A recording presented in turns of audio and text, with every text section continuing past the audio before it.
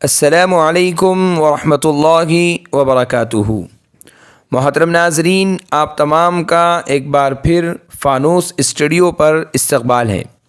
آج کی ہماری ویڈیو ثمامہ نام کے متعلق ہے۔ ثمامہ نام کا مطلب جاننے کے لیے ویڈیو کو آخر تک ضرور دیکھیے۔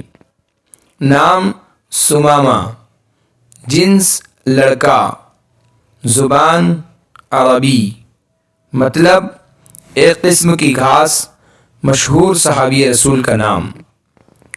ثمامہ نام کی ابتدائی تاریخ عربی زبان سے نکلتی ہے۔ یہ نام لڑکوں کے لیے استعمال ہوتا ہے۔ ثمامہ ایک قسم کی گھاس کو کہتے ہیں۔